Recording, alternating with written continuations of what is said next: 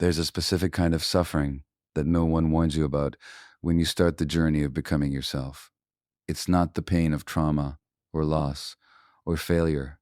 Those at least people understand. This is something far more disorienting. It's the pain of watching yourself become unrecognizable to the people who thought they knew you. The pain of outgrowing relationships you were certain would last forever. The pain of realizing that the entire life you built while you were asleep no longer fits the person who's waking up. And the worst part isn't the transformation itself, it's that everyone around you will interpret your healing as your destruction. Decades of studying people going through exactly this has revealed something deeply unsettling, and it's something the self-help world still refuses to say out loud. The pain of becoming your true self isn't a sign that something's going wrong. It's proof that something's finally going right. But that knowledge doesn't make it hurt less, because the reason this particular suffering cuts so deep is that everyone you love, your family, your partner, your closest friends, will look at your transformation and see betrayal. They'll see mental breakdown. They'll see you becoming a worse version of yourself when actually for the first time in your life, you're becoming real. This process is called individuation, the journey of becoming who you actually are rather than who you were conditioned to be. And there's something most therapists still won't tell you. Most people never complete this process, not because they lack courage, and not because they aren't smart enough to see what's happening. They abandon it because the pain becomes unbearable. Not physical pain, something worse. The pain of being completely misunderstood by everyone you love. The pain of disappointing people who preferred your false self. The pain of standing alone in your truth while the entire world demands you return to the comfortable lie you used to perform so well.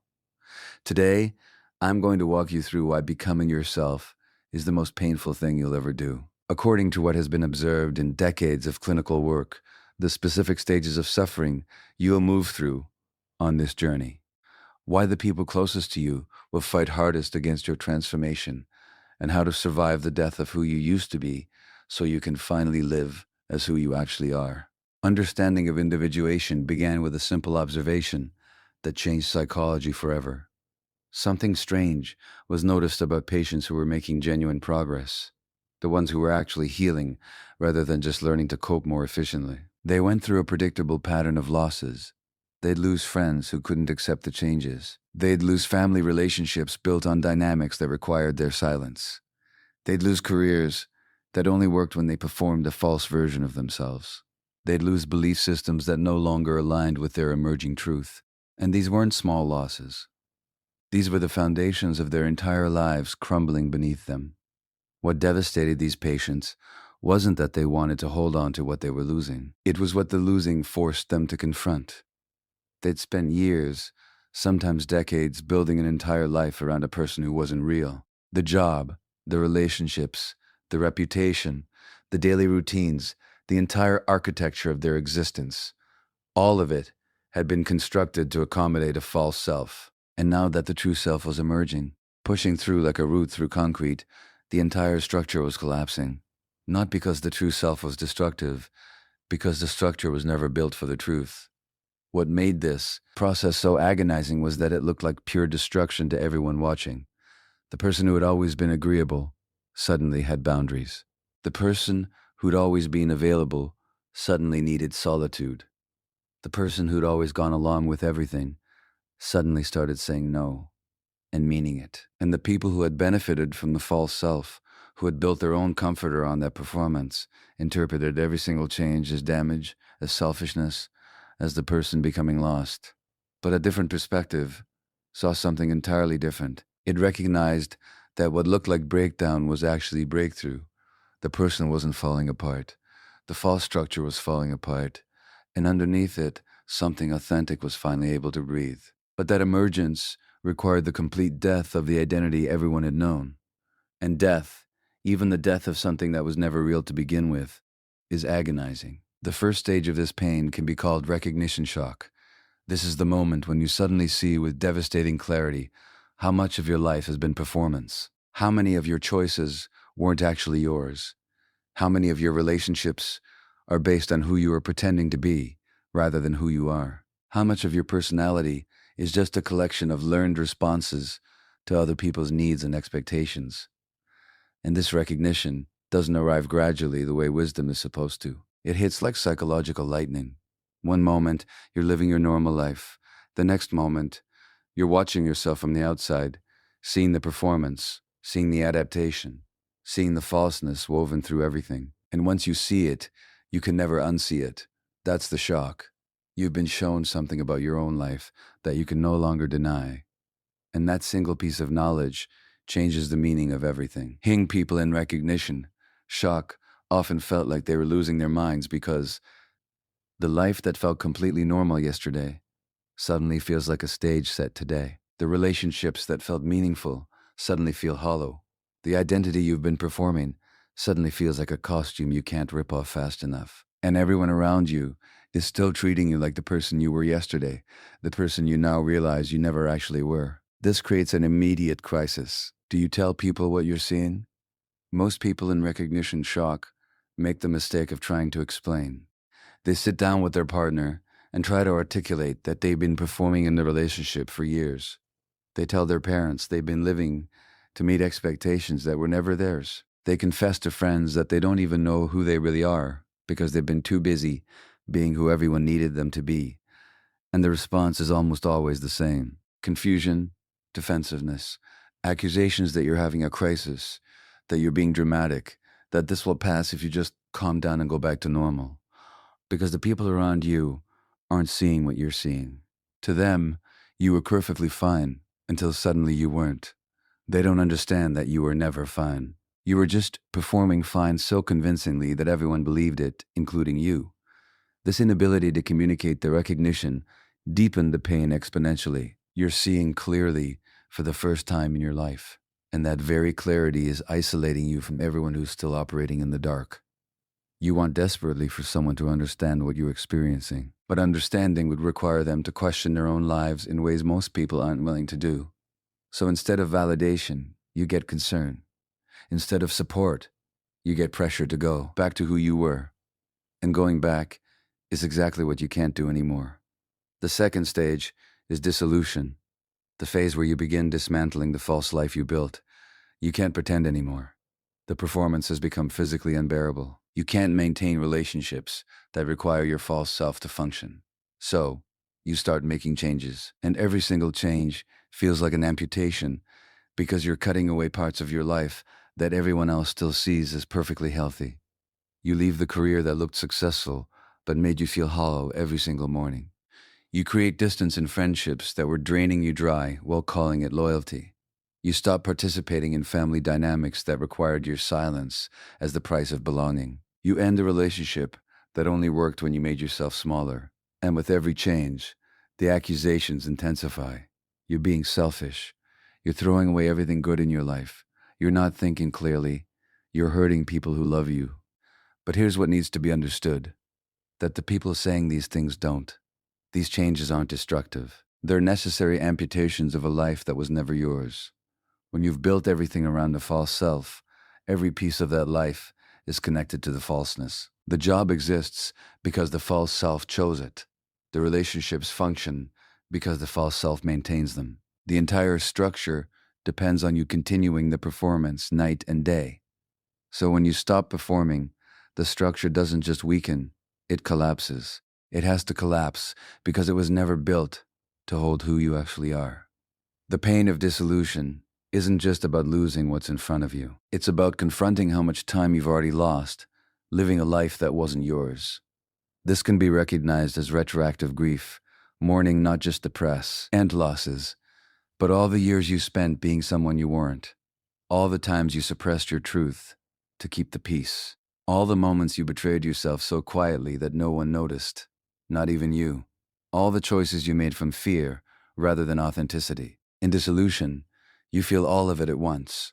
The backlog of unfelt pain hits you like a wave you never saw coming, and it is crushing. During dissolution, people often felt utterly alone because you're tearing down your life in real time while everyone watches in horror.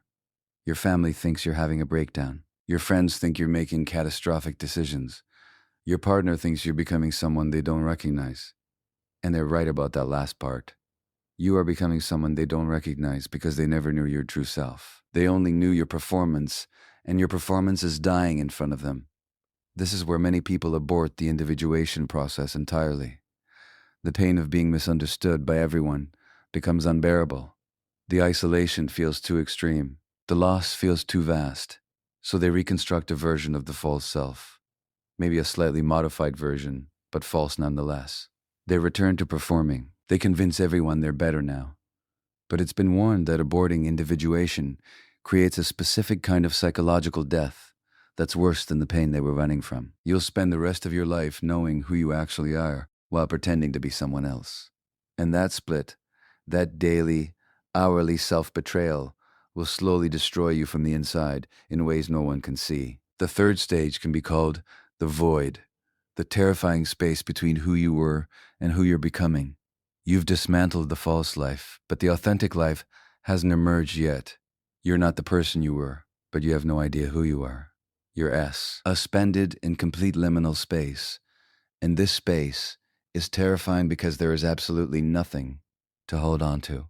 The void is where people experience the most intense psychological distress of the entire process, because humans need identity the way they need oxygen. We need to know who we are. We need roles, labels, structures that tell us where we fit and what we're supposed to do. And in the void, all of that is gone. You're not the beautiful daughter anymore. You're not the successful professional. You're not the reliable friend. You're not the accommodating partner. You've shed every identity you ever wore, and there's nothing underneath yet. Just raw, unformed, terrifying potential that feels like emptiness. People in the void often described feeling like they were literally disappearing, like they were watching their personality dissolve into nothing, like they didn't know what they liked, what they wanted, what they believed, who they were attracted to, what kind of life they even wanted to build. Everything that had felt solid and certain about their identity had liquefied, and they were floating in this formless darkness with no anchor, no map, no sense of direction. But this void is not just normal, it's essential. You cannot become your true self by modifying your false self. You can't renovate a house built on the cracked foundation. You have to tear the whole thing down so something real can be built from the ground up. The void is the fertile darkness where your authentic self is gestating. But you can't rush gestation. You can't force what isn't ready. You have to endure not knowing who you are until who you actually are reveals itself in its own time. The pain of the void isn't dramatic or explosive. It's a quiet, relentless ache of groundlessness. You wake up and don't know how to be. You move through your day without the scripts you used to follow. You interact with people, but can't play the old roles. Everything feels exhausting because you're not operating from any established identity anymore. You're improvising your own existence from moment to moment, building the plane while you're flying it. And the effort of that is unlike anything you've experienced before. People who couldn't tolerate the void would grab at a new identity just to fill the emptiness. They'd construct a new persona, often a spiritual one, or a radically different lifestyle, just to escape the formlessness. But this was another trap. A constructed identity, even a shiny new one, is still false. True individuation requires sitting in the void, in the not knowing, until your authentic self emerges on its own terms. And that emergence cannot be manufactured or accelerated, no matter how desperately you want it to be. The fourth stage is integration, when your true self finally starts to take shape. This isn't the triumphant cinematic moment you might imagine. It's subtle, almost imperceptible at first. You start noticing preferences you didn't know you had, boundaries that feel natural instead of forced, desires that rise from genuine depth rather than from what you think you should want. You're not constructing a new identity. You're discovering the one that was buried underneath decades of conditioning and performance. But here's what makes integration painful in its own way. Your true self will almost certainly disappoint everyone who knew and needed your false self, because your false self was engineered to please others, to meet expectations, to avoid conflict at all costs.